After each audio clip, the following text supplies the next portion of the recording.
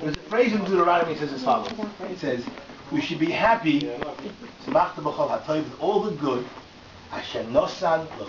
that is given to you by God." Imagine you get a present from God.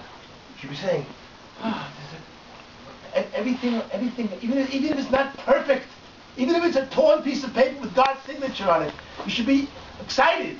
It's God. It's not your favorite politician. It's more important than your favorite politician. It's the ineffable, almighty, omniscient, omnipresent God who sent you this little note. So that's very much the Hasidic take on this perspective, that everything we get in this world should cause us to be so happy because God is with us. Simchu tzadikim b'Hashem. Be happy because we're surrounded, we're embraced by God all the time. It doesn't describe the feeling of happiness. Could somebody be happy when he just looks stoic and just stands like this? And you ask him, "Are you happy?" He says, "Absolutely, I'm happy." Some monotone, you could just die. But maybe a person could be. I don't think there's a uniform expression of happiness. Rabbi Soloveitchik talks about this at length. There is no uniform expression of happiness. That one person can be very, very stoic almost, and yet really be comfortable and feel happy. There's another concept of joy and ecstasy and other kinds of words, adjectives that are used for expression. The Golden Dawn writes that as well. Vina, Simcha, Gila, all different words we have do have expression, but not, the definition of happiness in and of itself does not mean, according to many, to have an expression.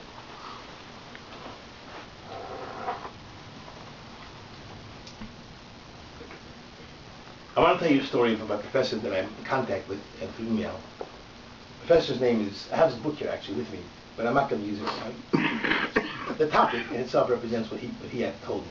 This is Professor Raymond Bilyudi, lives in Syracuse, and he wrote a book called "Happiness is Overrated." And in other words, I said before to you that taking a chance every minute, but how happy you are, is kind of a little bit unhealthy, right? So he has a very interesting story. He said to me that a colleague of his, convinced that the greatest good in the world, like Aristotle was, Aristotelic philosophy dictates, happiness is the greatest good in the world. Okay. So he asked me once, what do I want to teach my children? I was telling him that Warburg this afternoon.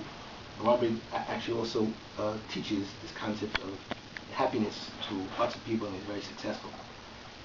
My friend, my partner who came to me tonight. So he asked me, what do I teach my children? Obviously for him, that having happiness is probably the most important thing to teach your children. Being happy. I told him I would never teach my children, because he told me, his words were, Bilyudi saying, I told him, this person, my colleague, I would never teach them anything about happiness. I would teach them about values, etc., etc., etc., etc. There was a great philosopher, as you know, sure you know, that some people consider he was a rabbi the mentor of Hitler for maybe this great forever and ever and ever, Friedrich Nietzsche, German. Nietzsche wrote the following word in the book, Das Buch Zarathustra. That's what he said. Zarathustra, I'm sorry. This is what he said. He said, happiness is the refuge of the mediocre. Who here could please share with me your own interpretation what that means? Happiness is the refuge of the mediocre. Or for the mediocre. I'm not sure which exactly. Yes. What's your name? Andrea. Andrea, please, love to hear. Well, you have like someone of a great mind, and they're just happy. Maybe they don't have that great a mind because a greater mind wants more and more, and it's like a complacency if you're happy with that. You're like, and that's it. Then you move on. Andrea, you never want to stop. bullseye. Yeah. Right there. In other words, the language of philosophy is saying, the currency of the language of philosophy says, that if a person, if you're just happy with what you have, then how does that work together? How does that correspond with your striving to become something bigger? What motivates you to become greater is your unsatisfaction with where you are now. You want to become bigger than you are now, greater than you are now. But if you're content with what you have now, then you remain mediocre. What makes greatness and expansion of mind is that feeling of discomfort with where you are. It's very hard, I'm not saying it's impossible, it's very hard to be motivated to do something, just like in Freud had his eros and thanatos to motivate existence of life. So in a person's challenge to excellence, dissatisfaction, where he's holding now, where he's at in this moment, generates more power and more energy and more striving and more ambition, and goes back to keep on going. So that was very, very good. That was terrific. So how do we then ever catch up and say, okay, I can be happy?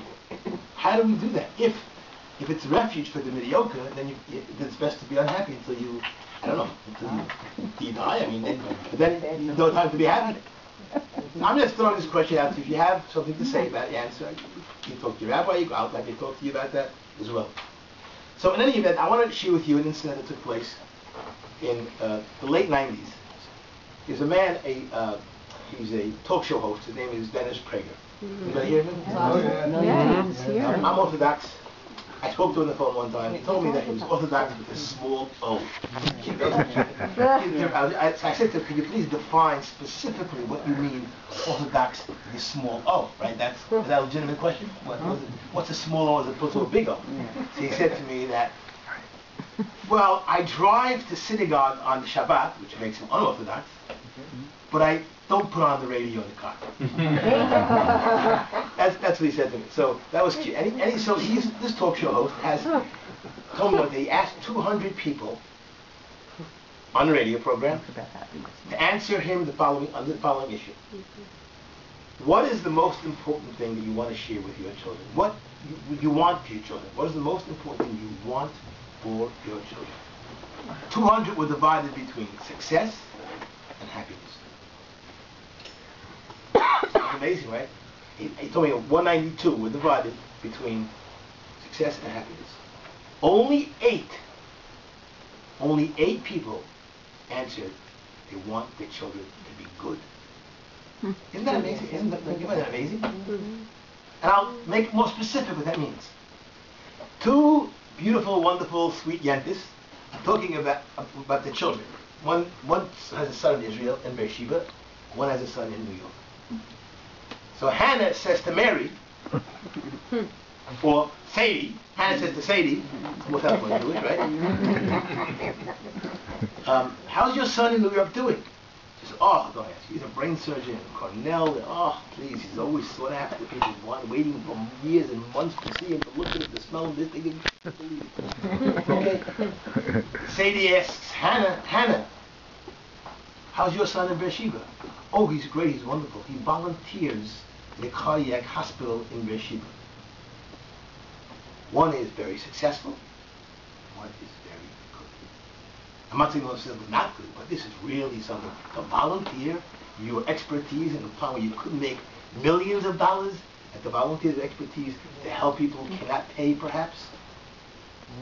So that's precisely exactly what this Dennis Prager means when he says people want their children to be either successful or happy. Really good comes into the equation. Or maybe it's just taken for granted. Too much. So that's one particular point. So we have to understand the place of happiness is not to substitute anything else. You can't be happy about not being good. In fact, eudaimonia, which was the word that Aristotle used for this sense of happiness, meant a fulfillment of what you're supposed to be doing, fulfillment of mission. So you do the right thing. Aristotle, all the way down to the Chafetz Chaim, Mahavdil, Chafetz Chaim as well, talks about that is what makes a person feel healthy, good, happy, and you're not lacking anything. It's a certain sense, a spiritual sense, that spiritual feeling of being good substitutes for the other strivings one may have in terms of other great things. Now, how does that work within the spiritual realm? In other words, if a person's happy, I'm serving God enough, I'm giving enough charity, then he doesn't want to do any more, right? So, again, it becomes a refuge for the mediocre. There are people who do more. So we're stuck with that question. We can't leave that question. We can't escape that question. And it's one of those kind of paradoxes that we'll have to remain with, like we have, Schopenhauer's paradox and all the other people's paradox, Russell's paradox, and we'll live with it, and we'll have to live with this as well. The Talmud says something very important, and this is more instructive. The Talmud says a person should try to make sure that his good instincts overwhelm his bad instincts. If he's had a difficult time, he should do A. Study Kriya Shema. Study Torah. Not, he should remember the day of his death. Thanatos therapy we'll call it, which is Freud's second point of motivation, which is what? The two motivations. What's the two motivations in life? Eros and Thanatos. Thanatos is the death feeling that you're going to die. Imagine if you would live forever, you'd have no motivation to accomplish anything. If you would live forever, your tomorrows would be forever. You would say tomorrow, tomorrow, tomorrow. The only reason why we can't say tomorrow now, we have a limited life, is because tomorrow becomes the today we spoke about yesterday at one point. But if there's forever tomorrows, then you can't have, right, you stay in bed, and you'll never die, right? So there's no point. So thanatotherapy, reminding a person of his mortality, is one way to get people to do good things. That's what the Talmud says.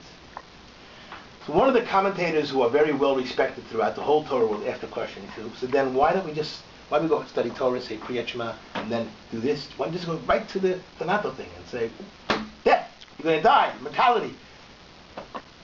So he says something very profound, and we should all remember this. We should never employ something that's saddening to us, even if it's for a wonderful thing.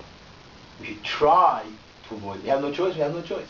But if you can avoid that, even for a great thing to stop us from doing a tremendous sin or a wrong, we should not employ that unless we really have no other way of doing that. We should choose something more happy, more... Some people are motivated by good, by happiness. They're not motivated by it. They run away. They get something that gets miserable or bad news that they get paralyzed. Tell them good news, they get inspired.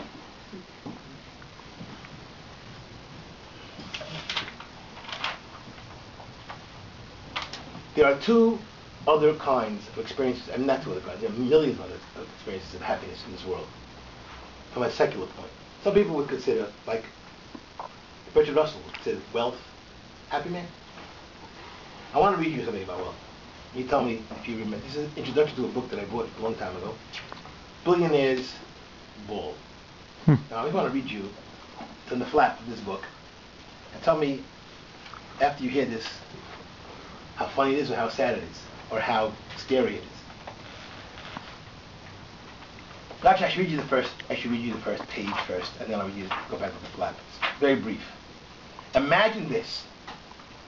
You are given $1 every second. Every second.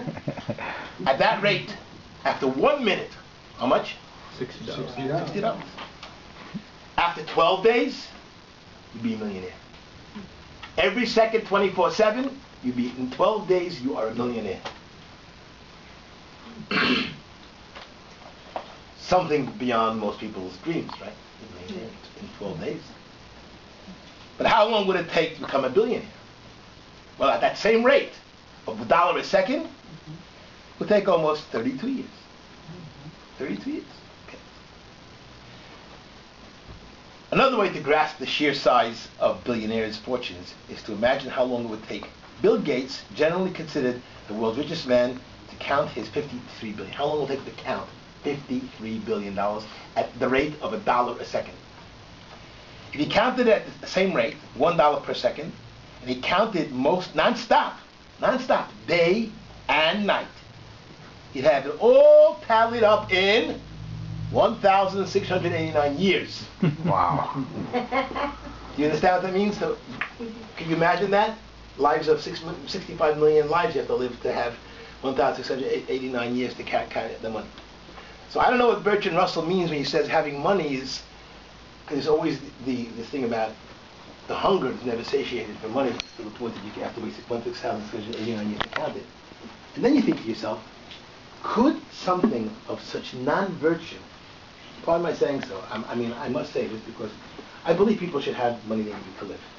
And they should have a little extra. They should enjoy life. I believe in it. Even if Bill Gates gives away a third of his fortune, half of his fortune, let's say that we're 25 billion, 20 billion, God Almighty, what is he going to do with $20 billion? So he'll come and say, well, guess what? And people are going to whistle. He has a yacht. Oh oh my gosh, I knew there were toys for every age, but I didn't realize that somebody in that bracket would consider that a toy. He has a yacht. You know, in my experience,